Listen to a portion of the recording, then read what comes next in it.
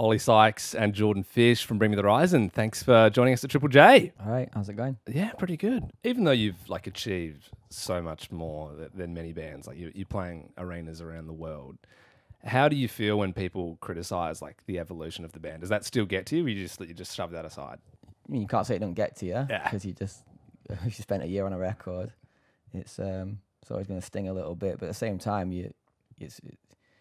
we understand that that's what's going to happen. Do you know what I mean? You can't please everyone, and there's people that like our band for one type of sound or one type of vibe that we've done, and they just don't want us to change that. And it's understandable. Do you know what I mean? I used to be like that when I was a kid.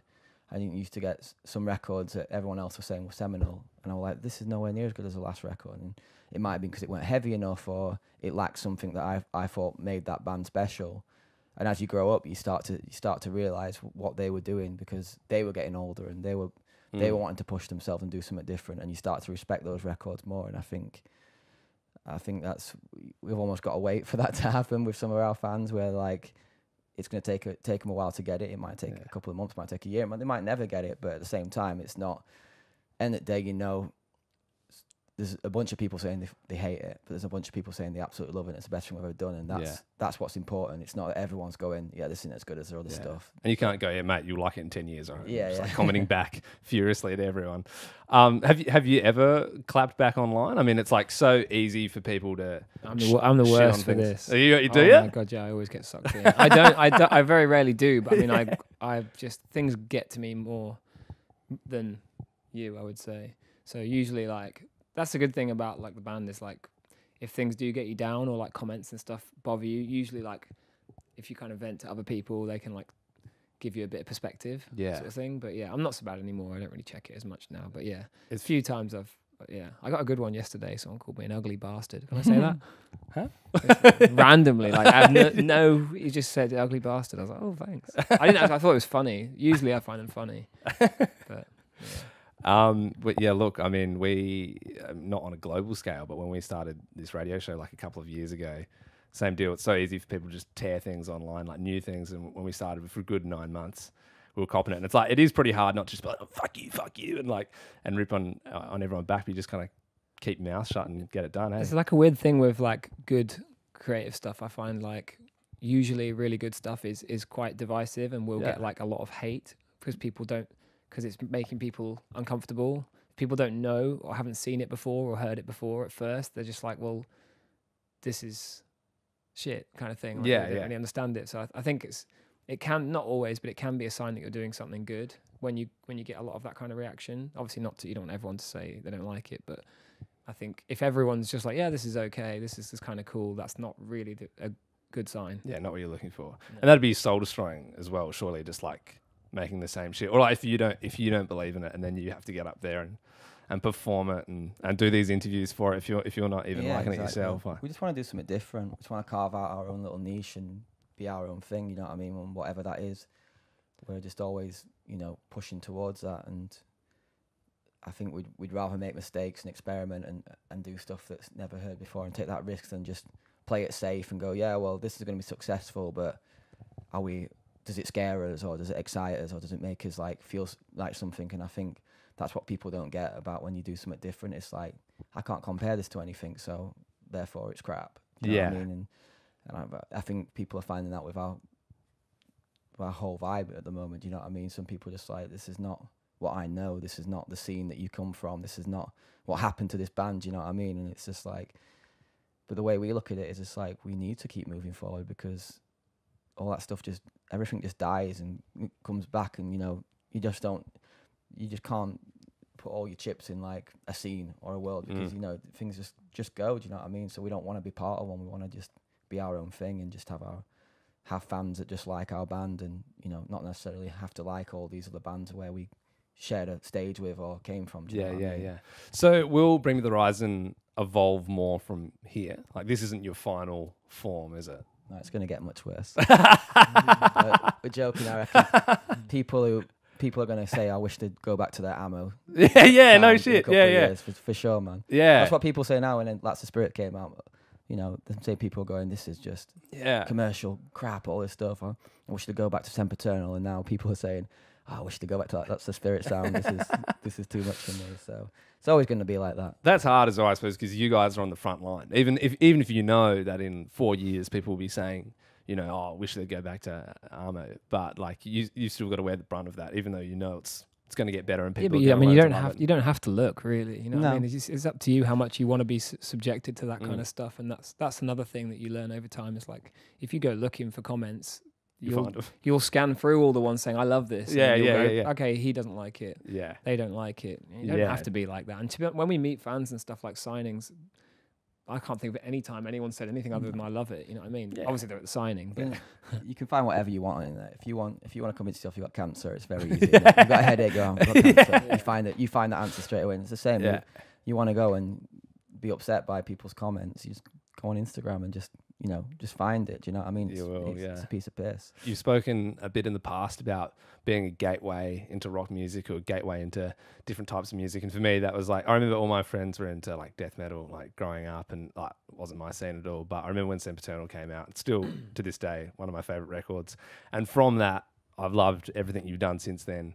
And I went back as well and got into that. And that was kind of like my exception to the rule, Bring the Horizon. So it's funny how like it's almost like different entry points for people to go, oh, who's this band over the years? And then is that something that I've heard you say that before, but is that something you try to do? That's how we see it. Yeah. You know what I mean? I think when people complain about us not being as heavy or not having this kind of thing or whatever, I just always think, but it's still there. Do you know what I mean? Yeah. Come to our shows, we still play those songs. Yeah. It's still like, it's still a really intense, heavy rock show. It's not just because we're doing these more commercial songs or mainstream songs or whatever you want to call them and weird and different. It might not be as heavy in places, and it's just, it doesn't change the fact that we're still that band that have all those songs. Do you know what I mean? Yeah. So I like the idea, like, you know, it is a weird thing for a band to like self-admit that they're happy to be the gateway band, because it's usually just a bit more of an unconscious thing. But at the same time, it's like, I think our band, even our heavier, older stuff, I think if you can get into like one of our songs, you'll get into all of them. Yeah. Sooner or later, it's not just like, oh, I like that, but I don't like all that screaming crap. Yeah. You'll surprise yourself. You know what I mean? You'll start with Medicine, and then before you know it, you're listening to like our first record because it just, you get, you know, once you get the band and what we're doing and what we're talking about and what our message is and just our whole thing, it's just, you know, it's hard to ignore the rest of it, because it becomes less about, oh, this one's really catchy and really mainstream, and I guess it just becomes like, it all makes sense. Do you know what I mean? So I think it's important for our band to do that, because it's hard to like give someone Count Your Blessings and go, check this out, you'll love this. You know, people's ears aren't used to that kind of music anymore. And that's not why we do it. We do it because we genuinely like the music we play. Do you know what I mean? But at the same time, it's not because we've turned our back on what we used to do. It's just, we just like to experiment with different genres. I think a lot of rock bands are like, even the suggestion that you might do like a poppy sounding track. You know, like if we release a track and people will say like, "Oh my god, this is like a pop song." Yeah. It's like, well, yeah, that's what we wanted to. That's the aim. And it's like, oh well, this one's like sounds like a rave song. It's like, yeah, that was what we were going for. Like you just finished. It's not like we did it. Like, we're going for death metal. Yeah, exactly. It's like we were trying to combine our vibe with a different vibe in a way that we haven't heard before. So it's intentional. I think that's a big part of the reason why rock music is kind of suffering in a way at the moment. It's because it's like so unwilling to. Got to stay. It's in your like lane such a dirty word. You can't combine pop music and it's in other genres that's not so prevalent. So I think like for us, we're not doing it for anything other than creative because we want to. But I think if more bands were willing to not be afraid to be like, yeah, we're a metal band or a heavy rock band, but this song's a bit more got some electronic influence. You know, why not? Why not? If you want to, why not integrate that stuff? I also love the idea of like some 13-year-old kid listening to Medicine on shuffle and then just getting like football season is over and just being like, taking on this blast back through time. Obviously, look, the look of the band has changed over the years as well. Shorter fringes now, more tattoos. Are there any tattoos that you hate that you're just like, oh, wish I didn't get that one? I mean, how many have you lost count now? Yeah, I just called it one big one. Yeah. I mean, sometimes I wish I had no tattoos. You know what I mean? Yeah, really? And I know if I didn't, I'd just see someone with loads of tattoos and go, want that? Yeah, that's the kind of person I am. So I've got David Towie and Kurt Cobain. Have you actually? Yeah. Do you want to see it? Yeah. That is mental. Oh, I thought you had it written. No, that's... Oh, cool. Yeah. I've also got Dick Jagger as well. No, you haven't. And we don't want to see Dick Jagger. Keep him It's away. actually Not Marley. Not mine. No, These are all jokes you've used a number of times. I'm aren't just they? like, it took me 2 weeks to write. Put your shoes back on. Yeah, Come on. yeah. I might You can't do the that. rest of the interview with one foot out. You smell them as well. We can speed this bit up in the... It'll be like MTV Cribs. I remember when you wrote Mantra and you were watching like a buttload of Wild Wild Country Yeah. at the time, which is like TV series. Mm-hmm. Does that happen often? Do you ever get ideas from just like watching movies or like TV shows? Yeah, I mean, you pretty much take inspiration from wherever you can get it when you're writing, you know. You're good at gym, and whatever music's on there while you're running, you come out and you're like, gotta write a song like this. Like, we tried to write like a Pendulum Prodigy style song because it kept finishing the session every time we went. We were like, spent a good 2 weeks before realising we couldn't do it. So yeah, you do, you know. It's important actually that you do, because sometimes you're like, we can't have a break, you know, and you've been working 14 hours all day and you've got fuck all. And you're like, no, we can't break.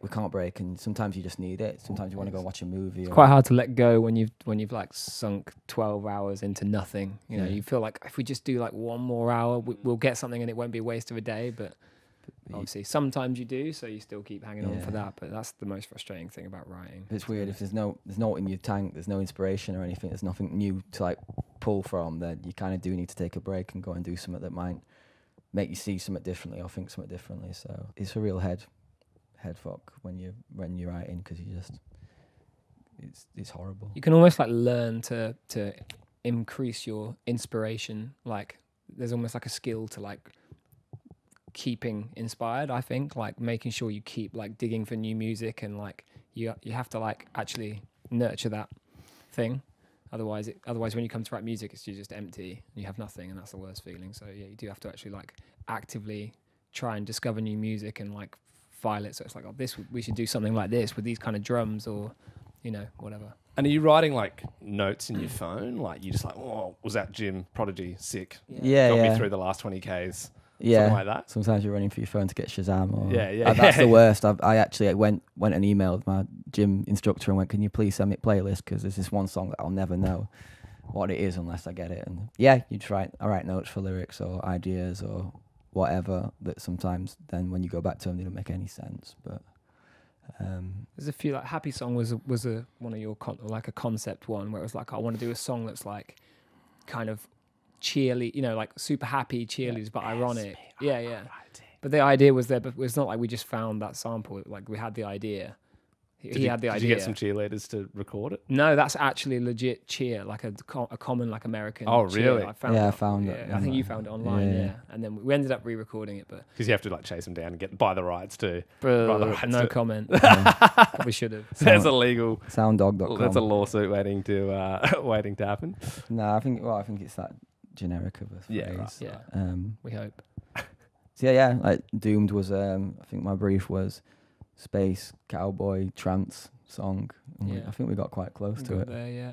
So obviously, I remember the last time I was going to see one of your shows, Ollie, you ruptured your right vocal cord, which is like a pretty. I'd imagine that's pretty gnarly. Like that could be a career-ending injury for someone who's using their voice on the daily.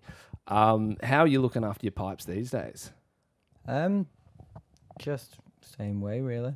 It's just as a singer, you've got to just be a little bit more cautious about everything you do. You know, can't have late nights and be drinking all the time.